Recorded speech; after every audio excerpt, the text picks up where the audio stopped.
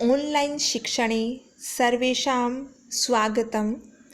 अद्य वयं 10वी कक्षायाः कृते द्वन्द्वसमासः इति विषये पठिष्यामः।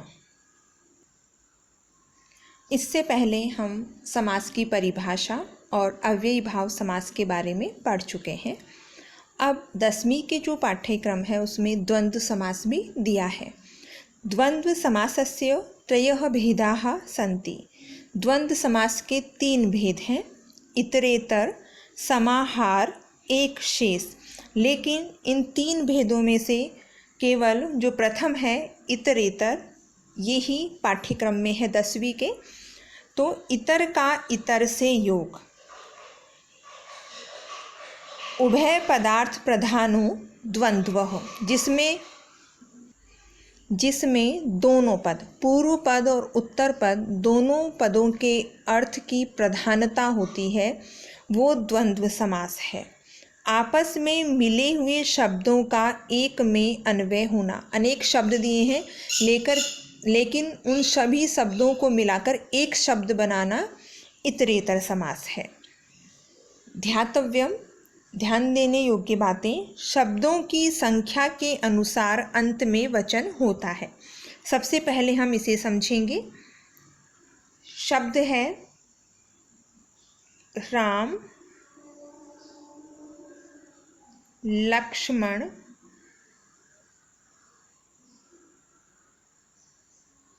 भरताः, ये शब्द है।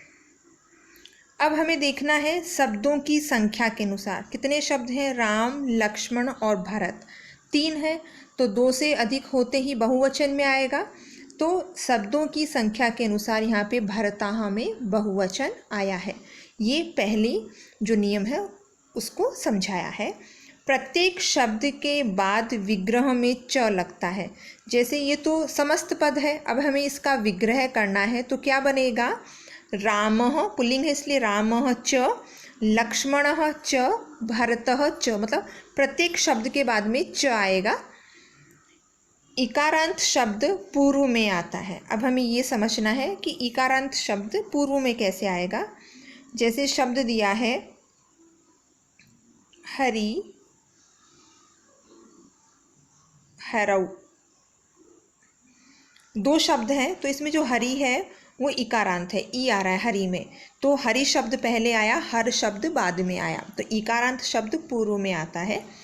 ये 2 थे, हमने पहला जो नियम पढ़ा तो 2 है, तो 2 के कारण जो हर शब्द है इसमें क्या हुआ, द्विवचन आया, हरौ, हरि हरौ। विग्रह करेंगे तो क्या बनेगा, हरि ही च, हरः च, दोनों के बाद में च। जिस शब्द में कम स्वर होते हैं उसका पूर्व में प्रयोग होता है। उदाहरण के लिए हम लेंगे शिव, केशवो, केशवौ। अब क्या है, शिव इसमें ई और व में अ, 2 ही स्वर है। इधर केशवौ में क में ए, श में अ, वौ में औ, 3 है स्वर।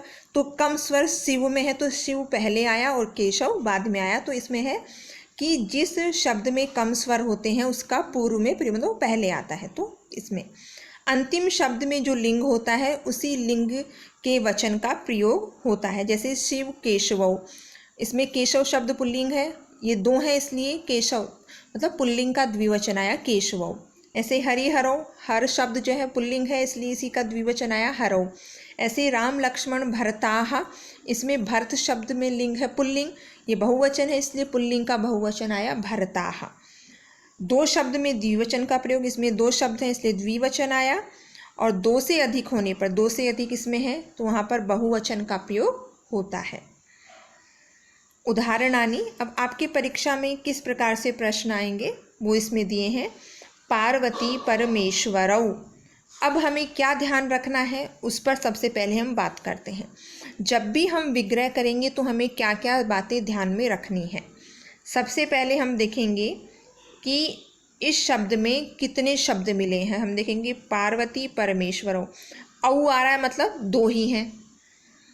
औ कहाँ आता है, बालकौ पुल्लिंग में द्विवचन में आता है।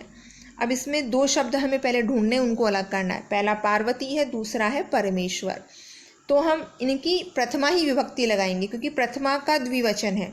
तो पार्वती च, प्रत्येक शब्द के बाद में च लगाना है। तो पार्वती च, परमेश्वर पुल्लिंग है इसलिए परमेश्वरः च, ये हमें ध्यान रखना है। दूसरा आया राम कृष्ण, इसमें भी औ आ रहा है, मतलब दो ही शब्द है। तो राम और कृष्ण ये शब्द हैं, तो राम पुल्लिंग है तो रामः च, कृष्ण भी पुल्लिंग है तो कृष्णः च। अब अगला हम शब्द देखते हैं, धर्मार्थ काम मोक्षाः, आह मतलब बहुवचन है ये, ठीक है। तो बहुवचन है मतलब इसमें बहुत सारे शब्द हैं। तो हम शब्द देखेंगे, धर्म है, फिर अर्थ है, फिर काम है, फिर मोक्ष है। सारे पुल्लिंग है इसलिए धर्मः च, अर्थः च, कामः च, मोक्षः च। सीतारामौ, इसमें रामौ औ आ रहा है मतलब दो ही शब्द हैं। तो सीता स्त्रीलिंग है इसलिए सीता च, राम पुल्लिंग है तो रामः च। पुत्र कन्ये, अब पुत्र कन्ये ए आ रहा है मतलब ये भी स्त्रीलिंग का द्विवचन है, ये ध्यान रखना है। तो पुत्र है पहला तो पुत्रः च पुल्लिंग है, कन्या स्त्रीलिंग होता है इसलिए कन्या च। अब हमने नियम पढ़ा था कि जो अंतिम शब्द होता है उसी का लिंग और उसी की विभक्ति वचन लगेगी।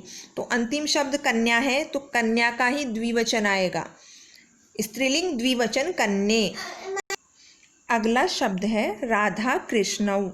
अब इसमें भी औ आ रहा है मतलब दो शब्द हैं, तो हमें देखना है दो शब्द कौन से हैं, राधा और कृष्ण। तो राधा स्त्रीलिंग है इसलिए राधा च, कृष्णः च। राम लक्ष्मण भरताः, आह आ रहा मतलब ये बहुवचन है। शब्द देखने कितने हैं, राम लक्ष्मण और भरत, तीनों पुल्लिंग है तो रामः च, लक्ष्मणः च, भरतः च। धर्मार्थौ औ आ रहा है मतलब द्विवचन है। दो शब्द देखने हैं, धर्म और अर्थ, दोनों पुल्लिंग है, धर्मः च, अर्थः च। पत्र पुष्प फलानि, आनि ये नपुंसकलिंग का शब्द है, बहुवचन है इसलिए इसमें तीन शब्द हैं, पत्र पुष्प और फल। अब फल शब्द नपुंसकलिंग था इसलिए इसी का बहुवचन आया, तीनों ही नपुंसकलिंग शब्द हैं। तो पत्रम च, पुष्पम च, फलम च, तीनों नपुंसकलिंग होंगी। और हमें ये ध्यान रखना है प्रत्येक शब्द के बाद में च लगाना है। आगे है ईश कृष्णौ, औ आ रहा है मतलब द्विवचन है, पुल्लिंग है। ईशः च, कृष्णः च, ये दो शब्द हुए, ईशः च, कृष्णः च। तो इस प्रकार हमें ये जो नियम है इनको देखते हुए वाक्य बनाने हैं। अब आगे दिया फलानी च, अब हमें समस्त पद करना है। ये विग्रह वाक्य दिया है, इसका समस्त पद लिखना है। तो कैसे लिखेंगे, इसमें दिया है फलानी च, पुष्पाणी च, दोनों ही बहुवचन है। तो फल पुष्पाणी, पहले की विभक्ति हट जाएगी और दूसरे की जैसी है वैसी की वैसी रहेगी। आगे है पशवः च, पक्षिणः च, ये दोनों ही बहुवचन है। तो पहले में तो विभक्ति हट जाएगी पशु और दूसरे में वैसे की वैसी रहेगी पक्षिणः। ऐसे ही पिता च, पुत्रः च, इसमें दो ही है इसलिए पिता का पिता और पुत्रः, इसमें द्विवचन लगा देंगे कि दो हैं तो पिता पुत्रौ। पिकस्य च, काकस्य च, इसमें षष्ठी दी है तो षष्ठी का हम द्विवचन करेंगे पिक काकयोः, क्योंकि पहले वाली विभक्ति हट जाएगी, द्विवचन आएगा पिक काकयोः। शांति ही च, भक्ति ही च, इसमें भी दो हैं इसलिए पहले वाली विभक्ति हट जाएगी शांति और भक्ति का द्विवचन में बनेगा भक्ति, तो शांति भक्ति। शिशिरः च, वसंतः च, तो पहले की विभक्ति हटेगी, च भी हटेगा सब में से, तो शिशिर और वसंत पुल्लिंग है दोनों इसलिए द्विवचन में औ आ जाएगा, तो शिशिर वसंतों। तो इस प्रकार हमें समस्त पद बनाने के लिए क्या ध्यान रखना है, पहले वाला जो शब्द है उसकी हमें विभक्ति हटानी है, च हटाने हैं। उसके अलावा हमें देखना है कि शब्द कितने हैं, यदि दो ही है तो हमें द्विवचन का प्रयोग करना है, यदि दोनों में ही बहुवचन है तो हमें अंत में बहुवचन लगाना है बाद वाले शब्द का। तो इस प्रकार ये द्वंद्व समास। धन्यवादः, पुनर्मिलामः।